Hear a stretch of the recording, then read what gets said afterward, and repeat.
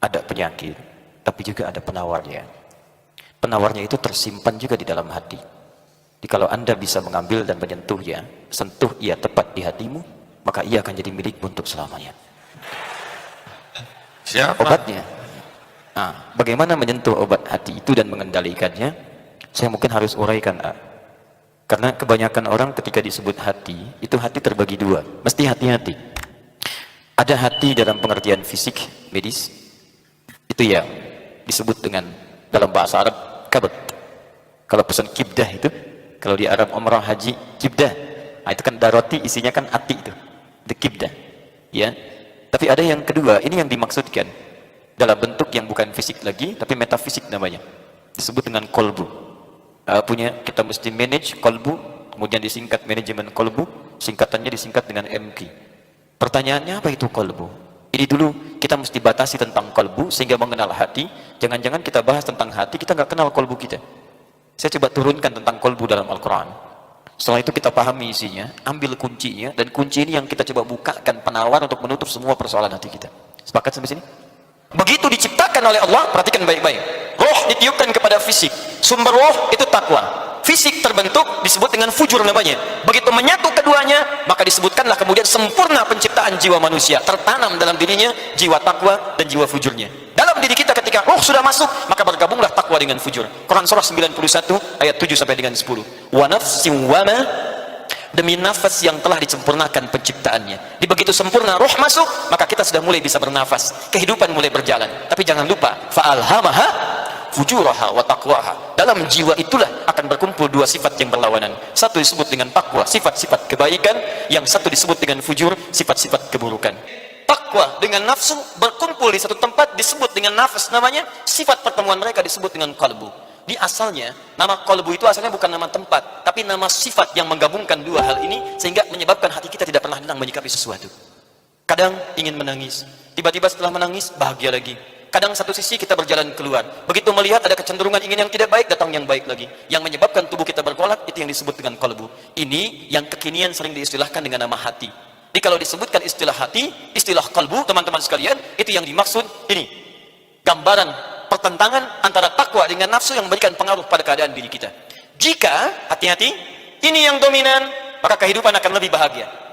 Qad aflaha man zakkaha. Jika ini yang naik, maka ini yang butuh banyak persoalan. Ini naik, ini ketutup. Yang kotor naik, yang kotor cenderung mengotori sesuatu. Penyakit itu kotor. Kalau penyakit muncul, jelek keadaannya. Sesuatu yang mengotori tanpa terlihat kasat matanya, itu disebut dengan maradun. Bismillahirrahmanirrahim. Assalamualaikum warahmatullahi wabarakatuh. Ada penyakit, tapi juga ada penawarnya. Penawarnya itu tersimpan juga di dalam hati. Jadi kalau Anda bisa mengambil dan menyentuhnya, sentuh ia tepat di hatimu, maka ia akan jadi milikmu untuk selamanya. Siapa? Obatnya. Nah, bagaimana menyentuh obat hati itu dan mengendalikannya? Saya mungkin harus uraikan. Karena kebanyakan orang ketika disebut hati, itu hati terbagi dua. Mesti hati-hati. Ada hati dalam pengertian fisik, medis. Itu yang disebut dengan dalam bahasa Arab, kabad. Kalau pesan kibdah itu, kalau di Arab umrah haji, kibdah. Nah, itu kan daroti, isinya kan hati itu. Itu kibdah. Ya. Tapi ada yang kedua, ini yang dimaksudkan. Dalam bentuk yang bukan fisik lagi, tapi metafisik namanya. Disebut dengan kolbu. Kita mesti manage kolbu, kemudian disingkat manajemen kolbu, singkatannya disingkat dengan MK.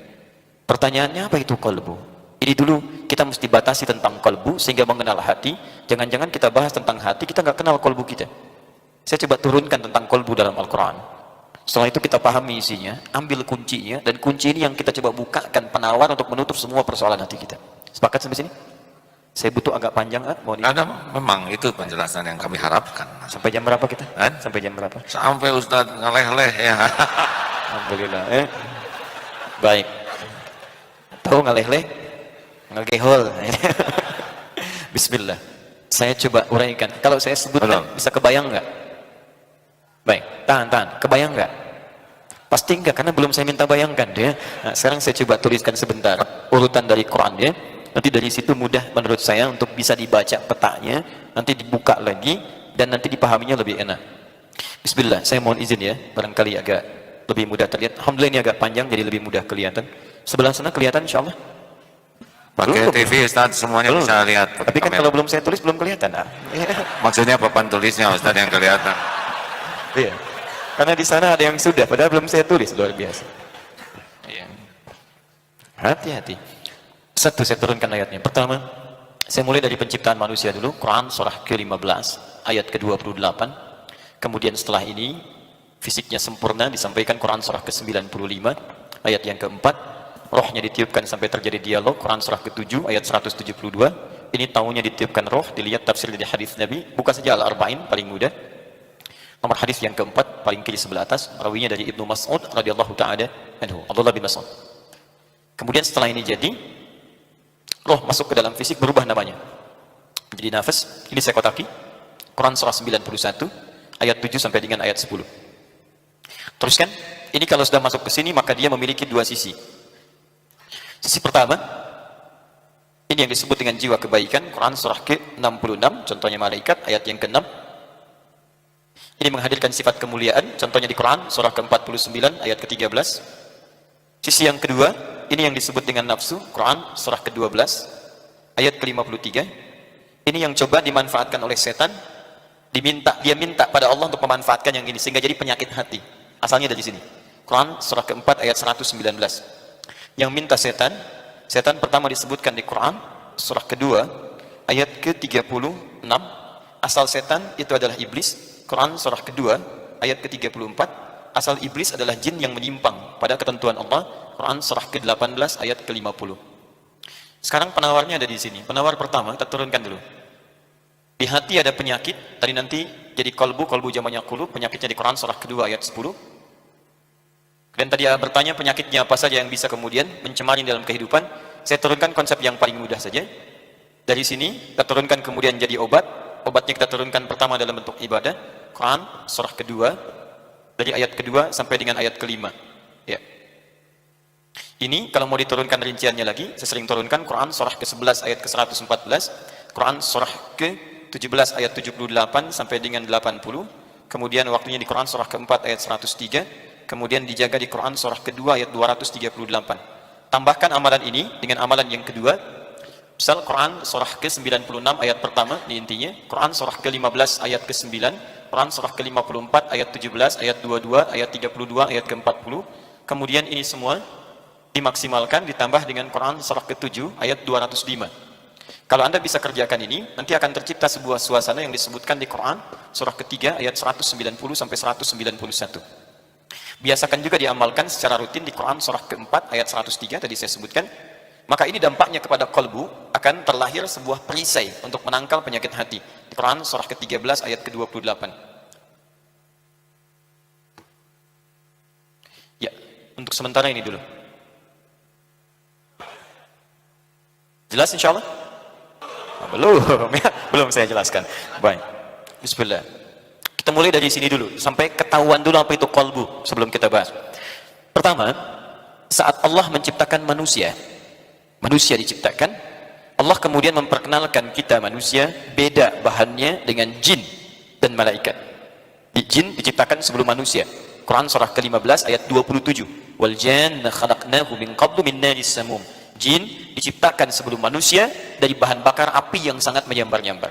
Manusia beda. Ketika Allah ciptakan diperkenalkan materinya. Perhatikan kalimatnya. Wa idh qala rabbuka lil malaika inni khaliqun bashara. Ketika Allah Rabb Muhammad berfirman pada malaikat, saya akan menciptakan makhluk baru, disebut oleh Allah namanya bashar. Bashar 35 kali disebutkan dalam Al-Quran bentuk bashar. Saya tuliskan ba shin besar ra bashar. Saya simpan dulu ini. Nanti ingat ya, mohon izin lompat sedikit dulu. Mesti hati-hati kalau baca Al-Quran, karena nanti ada kalimat yang berbeda, terjemahan bisa sama. Misal, apa artinya an-nas? Apa artinya al-insan? Apa artinya ins? Manusia. Kalau artinya sama, kenapa katanya berbeda? Nanti akan ada 5 panggilan untuk kita yang mesti dibedakan. Ada bashar disebutkan 35 kali di Quran. Ada ins dipasangkan dengan jin disebutkan 18 kali di Quran. Ada insan. Insan disebutkan 65 kali di Quran, di 63 ayat berbeda, di 43 surah yang tidak sama. Maka nanti ada surahnya, surah Al-Insan, surah ke-76. Ada An-Nas disebutkan 241 kali dalam Al-Quran. Surah paling favorit. Qul a'udzu birabbin nas. Ada yang kelima, Bani Adam, disebutkan 7 kali dalam Quran di ayat yang berbeda-beda. Sekarang ketika menyebutkan penciptaan, kalimatnya bashar, bukan ins, bukan insan, bukan nas, bukan Bani Adam. Ini punya arti. Sebelum saya terangkan ini, sekarang lihat sini. Fa'idha sawaituhu. Bagaimana proses bashar ini diciptakan? Fa'idha sawaituhu. Kalau aku sudah bentuk sempurna fisiknya. Pertama, saat Allah menciptakan bashar, yang dikenal nanti kemudian dengan nama manusia itu, yang disimpulkan pertama kali, disempurnakan penciptaannya, itu fisiknya dulu. Wa idh qala rabbuka lil malaikati inni khaliqun bashara min salsalin min hama'in masnun. Beda bahannya. Dari tanah, tembikar. Ya, yang kemudian disusun, saya sempurnakan dulu fisiknya. Perhatikan baik-baik. Saya sempurnakan fisiknya. Jadi manusia saat diciptakan fisiknya duluan. Nanti berproses fisik ini, teruskan ayatnya. Fa idza sawaituhu fanafakhtu fihi min ruhi. Kalau sudah sempurna dalam tahapan penciptaan ini, dalam proses penciptaan di perut ibundanya, roh kemudian ditiupkan. Di fisik dulu, baru roh. Tahapan penciptaan fisik ini, tahapannya Anda bisa temukan dalam Quran, saya belum tuliskan di sini, surah ke-22 Al-Hajj ayat yang kelima. Tafsir terbaiknya dari Nabi, temukan di Al-Arba'in nomor hadis yang keempat dari sahabat Abdullah bin Mas'ud nomor radhiyallahu taala anhu. Ya, beliau menyampaikan, qala Rasulullah sallallahu alaihi wasallam wa huwa shadiqul masduq. Inna ahadakum yujma'u fi batni ummihi 40 yawman nutfah. Setiap kalian, kata Nabi, dihimpun di perut ibundanya 40 hari pertama nutfah, baru pancaran spermatozoa dengan ovum menyatu berproses. Thumma yakunu mithla dzalika 'alaqah. 40 hari yang kedua berbentuk zigot, mulai menempel di dinding rahim. Thumma yakunu mithla dzalika mudghah. 40 hari ketiga 120 hari. Usia 4 bulan sudah ada berbentuk mudghah. Sudah mulai berbentuk daging keratan, sudah mulai tercipta bentuknya, agak sempurna perangkatnya. Thumma yursalu ilaihi al-malak fayanfukhu fihi ar-ruh. Ditiupkan kemudian roh, diutus malaikat ditiupkan roh. Di usia 4 bulan roh sudah masuk. Hati-hati nanti kalau ada yang mengandung kandungan 4 bulan, rohnya sudah ada di dalamnya. Dijaga dengan baik karena nanti korelasi, awas ya, korelasi amalan yang saleh positif dari orang tua, ibu yang mengandung, ayah yang menunggu kandungan, itu akan berdampak langsung pada kandungan. Di antara dalilnya Quran surah ke-7 ayat 189. Nanti kita bahas lebih jauh supaya tidak terlampau lebar. Kembalikan ke sini. Saat roh sudah masuk, terjadi dialog antara janin di dalam kandungan yang sudah ada rohnya dengan Allah yang meminta komitmen untuk menjadikan Allah sebagai Rabb, Tuhan satu-satunya yang layak untuk disembah. Tersebut di Quran surah ke-7 ayat 172. Wa idh akhadha rabbuka min bani adama min dhuhurihim dhurriyyatahum wa ashhadahum ala anfusihim alastu bi rabbikum qalu bala syahidna. Makanya setiap bayi usia 4 bulan rohnya ditetapkan, dia sudah bersyahadat bahwa Allah satu-satunya Tuhan. Makanya kata Nabi, ketika dia terlahir, kelahirannya sudah fitrah. Kullu mauludin yuladu 'alal fitrah. Apa yang disebut dengan fitrah? Quran surah ke-30 ayat 30. Fa'aqim wajhaka lid-dini hanifa fitratallahi allati fatara an-nasa 'alaiha. Fa'aqim wajhaka lid-dini hanifa. Ayo perbaiki dirimu, hadapkan dirimu, hiduplah engkau dengan pedoman ad-din dalam kehidupan. Itulah fitrah yang Allah tanamkan pada seluruh manusia sejak dilahirkan. Di setiap manusia ketika lahir punya fitrah ad-din. Apa itu ad-din? Quran surah ke-3 ayat 19, paling kiri sebelah atas. Inna ad-dina 'indallahil Islam. Jadi sebut din itu Islam. Jadi semua yang lahir fitrahnya Islam, punya ketundukan pada Allah. Cuman sayang nanti fa'abawahu yuhawwidanihi aw yunassaranihi aw yumajjisanihi. Lingkungan yang membuat dia rubah dan jauh dari Allah Subhanahu wa taala. Maka itu mesti dijaga. Apa kaitan dengan bahasan kita sekarang? Lihat, kembalikan sini. Saya mau tanya pada Anda, tahan baik-baik. Saat Allah ciptakan kita pertama kali yang dibentuk apa yang dulu tadi? Fisik. Kemudian ditiupkan apa? Saya tanya, roh sumbernya dari mana? Tahan. Bangun kesepakatan nih. Baik. Kalau belum tahu cukup katakan apa? Allahu a'lam. Malaikat ditanya tidak tahu, dia katakan Allahu a'lam. Quran surah 2 ayat 32. Sahabat ditanya tidak tahu, dia katakan Allah wa Rasulullah a'lam. Anda malaikat bukan, sahabat bukan. Ditanya hafal semua, luar biasa. Saya pulang. Ini roh sumbernya dari mana? Allahu a'lam. Allahu a'lam, Allah yang tahu. Tanyakan pada Allah. Quran surah ke-17 ayat 85. Paling kiri sebelah bawah. Wa yas'alunaka 'anir ruh. Qulir ruhu min amri rabbi. Mereka bertanya padamu Muhammad sallallahu alaihi wasallam tentang roh. Katakan roh urusan Allah. Di sumbernya dari Allah. Makanya kalimatnya wa nafakhtu fihi min ruhi. Saya tiupkan roh yang bersumber dariku. Langsung diberikan oleh Allah. Tidak ada intervensi yang lain. Diberikan langsung oleh Allah Subhanahu wa taala. Jadi kalau terkait dengan roh itu urusan Allah Subhanahu wa taala. Ditugaskan kadang-kadang malaikat untuk meniupkan, tapi dengan izin Allah. Jadi kalau saya tanyakan roh dari mana sumbernya? Allah. Roh dari Allah. Pertanyaan saya, Allah itu suci tidak? Suci, bahkan maha suci. Kalau ada orang menetapkan sesuatu kepada Allah yang tidak baik, kita katakan subhanallah. Subhanallah. Awas, hati-hati, jangan salah. Anda dari sini pulang lewat puncak, lihat pemandangan bagus, indah. Pagi-pagi lihat detek bagus di luar. Apa yang dikatakan? Masya Allah. Masya Allah, jangan tertukar. Ingat ya, kalau Anda menemukan pemandangan indah, bagus yang diucapkan Masya Allah. Masya Allah, maknya ta'ajub, kagum. Masya Allah, ya Allah, jadikan semua yang kau tetapkan ini terlihat indah seterusnya. Saya kagum dengan keindahan ini. Kalau bisa jadikan semua indah sepanjang saya melihatnya. Kalau subhanallah, itu ditetapkan pada sesuatu yang kadang bertentangan dengan sifat dan keagungan Allah. Quran surah 2 ayat 116. Mereka katakan, wa qalu ittakhadallahu walada. Mereka berkata Allah punya anak, subhanah, itu enggak benar. Mereka berkata Muhammad Tuhanmu gila, bisa memperjalankan hambanya dari Masjidil Haram ke Masjidil Aqsa cuma semalam, turun ayat subhanalladzi asra. Itu enggak benar tuduhan kalian. Jangan tertukar. Kalau ada anak-anak nakal susah diatur, apa yang ibu katakan? Awas. Masya Allah. Itu artinya, ya Allah, saya kagum dengan kenakalan ini. Kalau bisa teruskan. Kembali ke sini. Allah suci. Kalau Allah suci, berarti semua yang bersumber dari Allah itu suci. Allah baik tidak? Baik, bahkan disebut maha baik. Ya Allah yang maha baik, Wahhab, yang banyak kebaikannya, banyak pemberiannya. Berarti segala yang bersumber dari Allah semuanya baik. Baik, langsung dari Allah. Tidak ada proses yang lain diberikan. Sekarang saya tanya pada Anda, lihat sini.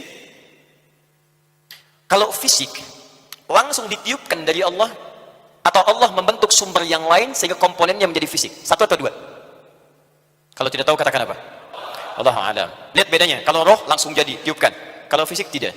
Ibu makan dulu, suami cari rizki. Rizki itu dimasak, dimakan oleh istri yang sedang mengandung, diproses di dalam. Dari situ diproses, ada kandungan sehat tidak sehat, tambah lagi nutrisi kata dokter, tambah karbohidrat, banyak makan es krim, jangan lihat suami orang dan sebagainya itu kan. Oh, itu semua. Terus tanamkan dengan baik, berarti ada proses di sini yang berkembang dari ikhtiar manusia untuk membentuk itu atas pengetahuan Allah Subhanahu wa taala. Di Allah sudah tetapkan, Allah tahu sebelum dilakukan. Kemudian dengan sistem itu dibuat manusia berikhtiar. Ya, artinya dalam pembentukan fisik di sini ada sistem yang diatur, mengatur ikhtiar manusia untuk membentuk keadaannya dengan keadaan yang baik. Di sini ada sistem ikhtiar. Lihat sini. Segala yang baik-baik, yang suci-suci, kumpulan semua kebaikan itu disebut dengan takwa namanya. Istilahnya. Jadi kalau ada yang baik, suci, kumpul semuanya, kumpulannya disebut dengan takwa. Takwa. Tahan. Disebutkan 115 kali dalam Al-Quran. Malaikat itu diciptakan oleh Allah, sumbernya cuma takwa, tidak ada yang lain. Makanya disebutkan di Quran surah 66 ayat ke-6 paling kiri sebelah atas, la ya'sunallaha ma amarahum wa yaf'aluna ma yu'marun. Malaikat mustahil berbuat maksiat dan mengerjakan tugas sesuai dengan tupoksinya. Mustahil bermaksiat karena sumber penciptaannya cuma takwa saja. Baik, tidak pernah salah. Pernah dengar malaikat maut telat nyebut nyawa? Sebetulnya sih giliran ustaz tadi ustaz, cuman ketika ustaz sedang menerangkan, terusin aja dulu, saya ke agim dulu misalnya. Mustahil, nggak bisa. Mustahil. Kalau giliran saya nggak mungkin tentukan, mustahil. Bisa duluan, saya belakangan mungkin, ya. Bisa, atau bisa ditukar, saya belakangan, duluan bisa terjadi, ya. Bisa, atau saya duluan setelah juga mungkin, ya. Bisa. Dan kita tidak bisa menebak. Tidak, siapapun bisa pulang sesuai dengan waktunya. Quran surah ke-7 ayat 34. Wa likulli ummatin ajal, fa idza jaa ajaluhum la yastakhiruna sa'atan wa la yastaqdimun. Kembalikan ke sini. Malaikat diciptakan oleh Allah tanpa bermaksiat. Jadi wajar kalau malaikat melakukan kebaikan, Anda nggak usah puji. Memuji yang memang sudah bagus itu nggak ada kerjaan. Sama dengan mencela yang sudah tercela, buang-buang energi. Malaikat Jibril hebatnya, emang hebat. Karena diciptakan tanpa salah. Kalau malaikat berbuat maksiat baru kita aneh. Ini malaikat itu nggak pernah berbuat salah. Yang tidak kenal salah cuman malaikat. Yang tidak kenal benar cuman setan. Jadi kalau Anda masih mengaku manusia, pasti kita berbuat salah. Cuman bedanya dengan setan, manusia tobat. Adam manusia, Adam salah, Adam tobat. Quran surah 2 ayat 37. Bedanya setan salah, nggak mau tobat. Jadi kalau Anda masih merasa manusia, suami istri masih manusia, jangan mengeksplor kesalahan pasangannya. Papa salah, papa kan bukan malaikat mah. Enak, mama juga bukan setan kan. Ini punten, ini takwa. Ada makhluk diciptakan lawan dari takwa. Lawan takwa itu disebut dengan nafsu namanya. Nafsu namanya. Ada makhluk yang diciptakan dengan nafsu saja, namanya binatang, hewan. Makanya hewan itu tidak kenal nilai-nilai kebaikan yang umum jamak dipahami. Jika kalau hewan berbuat salah, Anda jangan mencela. Anda yang kurang kerjaan. Betul, delman keliling geger kalong tanpa pakai celana, nggak usah dihina.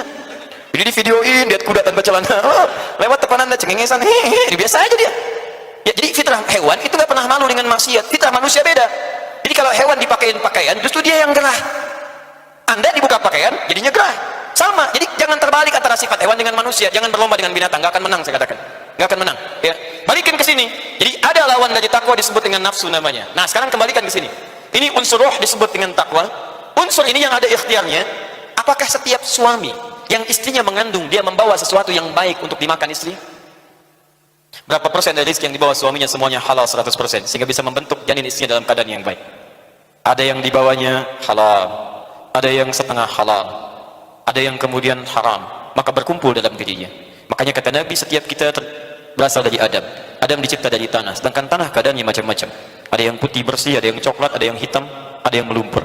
Kalau anda kebanyakan makan dengan cara yang haram, maka akan melumpur dalam keadaan hitam pada diri kita. Karena itu campuran antara baik dengan kurang baik berubah nama. Dari takwa berubah menjadi fujur namanya, sesuatu yang bercampur. Fujur, nama lainnya disebut dengan nafsu. Fujur. Ini punya potensi untuk berbuat salah. Kalau ini cenderung mendorong kepada kebaikan saja, ini cenderung mendorong pada kebaikan, yang ini mengarahkan pada hal-hal yang kadang-kadang kurang baik. Nama lain fujur itu disebut dengan nafsu namanya. Disebutkan 115 kali dalam Al-Quran. Takwa disebutkan 115 kali, fujur atau nafsu disebutkan 115 kali dalam Al-Quran. Begitu diciptakan oleh Allah, perhatikan baik-baik. Roh ditiupkan kepada fisik. Sumber roh itu takwa. Fisik terbentuk disebut dengan fujur namanya. Begitu menyatu keduanya, maka disebutkanlah kemudian sempurna penciptaan jiwa manusia. Tertanam dalam dirinya jiwa takwa dan jiwa fujurnya.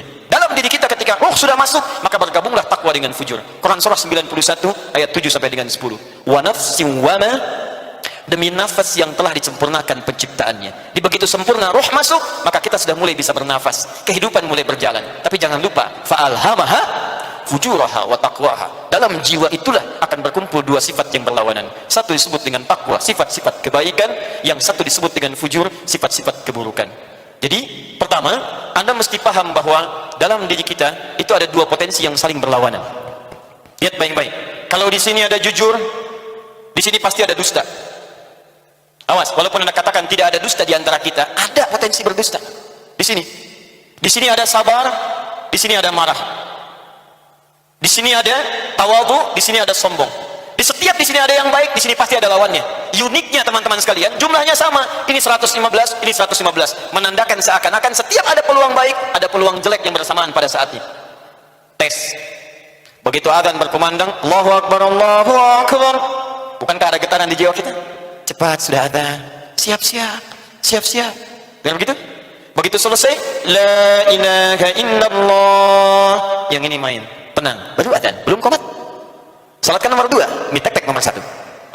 Ini nafsu. Jelas di sini? Dari mana Ustaz tahu nafsu kalau cenderung pada keburukan? Quran surah 12 ayat ke-53. Paling kiri sebelah atas. Wa ma ubarri'u nafsi, innan nafsa la'ammaratun bisu. Nafsu cenderung kepada yang buruk-buruknya. Nah, apa yang menjaga takwa dengan nafsu itu? Lihat baik-baik. Fokus bentar, pelan-pelan. Takwa tadi yang diciptakan makhluk dengan sifat takwa saja, siapa namanya? Maka malaikat mendorong kita untuk meningkatkan sifat takwa ini. Malaikat disebutkan 88 kali dalam Al-Quran. Tapi ingat, saat bersamaan ada musuh yang sudah berjanji kepada Allah, meminta untuk diberi peluang menggoda anak cucu Adam dari depan, dari belakang, kanan, kiri, supaya mereka menjauh dari ketaatan kepada Allah. Dia meminta kepada Allah untuk memanfaatkan dua potensi ini, yang satu saja dibanding dua ini. Minta pada Allah, ya Allah berikan saya kesempatan menggoda manusia di salah satu di antara kedua ini. Dari sini mustahil, maka dia minta kepada Allah untuk memanfaatkan yang ini. Bagian tertentu dari sesuatu disebut dengan nasib namanya. Sesuatu yang ditetapkan disebut dengan mafruḍah. Buka Quran surah keempat ayat 119 paling kanan sebelah bawah. Ya, la'attakhidanna min ibadika nasiban mafruḍah. Ya Allah berikan saya kesempatan ya Rabb, dari ayat 116 ya sampai ayat 119 supaya maksimal bacaannya. Ya Allah beri saya kesempatan ya Rabb, saya akan goda mereka, saya akan sesatkan mereka, dan beri saya keleluasaan untuk menggoda satu bagian di antara dua sumber penciptaan manusia. Ini nafsu. Ini dikuasai oleh malaikat, didorong, ini didorong oleh setan. Setan di Quran disebutkan sebanyak 88 kali. Ini 115 kali, ini 115 kali. Ini 88 kali, ini 88 kali. Simpan dulu setannya. Sekarang saya berikan gambaran pada Anda untuk memahami makna intinya. Kalau di dalam rumah berkumpul orang marah dengan orang sabar, kira-kira kehidupan di rumah tenang tidak? Baik, kalau istri sabar, suami sabar, tenang tidak? Tenang. Kalau istri sabar, suami pemarah, tenang tidak? Tidak. Kalau istri cerewet, suami misalnya sabar, tenang tidak? Tidak. Karena setiap waktu akan bertemu. Mau senyum, yang satu marah. Kenapa senyum? Sabar. Kenapa bilang sabar? Gak apa-apa. Kok gak apa-apa? Gak akan pernah tenang. Jadi selalu bergejolak. Di tempat ini itu selalu ada gejolak, nggak pernah tenang keadaan diri kita. Kadang satu minta begini, kadang satu minta begitu. Baru bangun sudah pengen sesuatu. Yang satu minta ayo bangun wudhu, yang satu cek dulu status di WhatsApp. Naik begitu.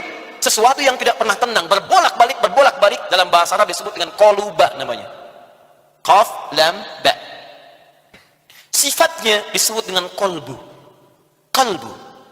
Lihat, takwa dengan nafsu berkumpul di satu tempat disebut dengan nafas namanya. Sifat pertemuan mereka disebut dengan qalbu. Di asalnya, nama qalbu itu asalnya bukan nama tempat, tapi nama sifat yang menggabungkan dua hal ini sehingga menyebabkan hati kita tidak pernah tenang menyikapi sesuatu. Kadang ingin menangis, tiba-tiba setelah menangis bahagia lagi. Kadang satu sisi kita berjalan keluar, begitu melihat ada kecenderungan ingin yang tidak baik, datang yang baik lagi. Yang menyebabkan tubuh kita bergolak itu yang disebut dengan qalbu. Ini yang kekinian sering diistilahkan dengan nama hati. Jadi kalau disebutkan istilah hati, istilah qalbu, teman-teman sekalian, itu yang dimaksud ini. Gambaran pertentangan antara takwa dengan nafsu yang memberikan pengaruh pada keadaan diri kita. Jika, hati-hati, ini yang dominan, maka kehidupan akan lebih bahagia. Qad aflaha man zakkaha. Jika ini yang naik, maka ini yang butuh banyak persoalan. Ini naik, ini ketutup. Yang kotor naik, yang kotor cenderung mengotori sesuatu. Penyakit itu kotor. Kalau penyakit muncul, jelek keadaannya. Sesuatu yang mengotori tanpa terlihat kasat matanya, itu disebut dengan maradun namanya. Marad. Kalau penyakitnya kelihatan, bisa dianalisis, ada tempatnya dan seterusnya, itu disebut dengan daun. Likulli da'in dawaun. Setiap penyakit ada obatnya, kecuali kematian. Yang dimaksudkan penyakit fisik. Sakit kepala, kepalanya kelihatan. Sakit perut, perutnya kelihatan. Coba cek. Maaf, sakit hati, ria, di mana kelihatannya? Dendam, di mana kelihatannya? Cemburu, di mana kelihatannya? Pak, maaf Pak, datang ke dokter. Kenapa? Saya pusing Pak. Gak pernah sembuh, kenapa ini? Kenapa Bapak pusing? Saya juga nggak tahu Pak, setiap tetangga saya beli kulkas baru, saya yang pusing. Dia beli mobil, saya yang pusing. Nah, itu analisisnya susah, karena bukan obat biasa yang harus diberikan. Obat itu mesti diberikan pada satu nama penyakit, disebut dengan maradun namanya. Penyakitnya disebut dengan maradun. Kalau hinggap di tempat ini satu orang. Kalau banyak orang yang terkena penyakit, jamakkan bentuknya. Dari marad, dari qalbun jadi qulubun bentuk jamaknya. Qulubun. Quran surah kedua Al-Baqarah ayat ke-10. Fi qulubihim maradun, bukan da'un. Nah sekarang rumus cepatnya, kita sudah kenal apa itu qalbu. Kalau disebutkan qalbu, manajemen qalbu artinya memanage yang negatif ini bisa ditekan ke bawah sehingga yang takwanya yang muncul. Paham sampai sini? Baik, hati-hati dengan hati. Apa yang harus dihati-hatikan? Hati-hati, ada ini dalam diri kita yang bisa menyebabkan diri kita nastapa di hadapan Allah Subhanahu wa taala. Paham sampai sini? Kalau sudah paham, sekarang kita ambil rumusnya.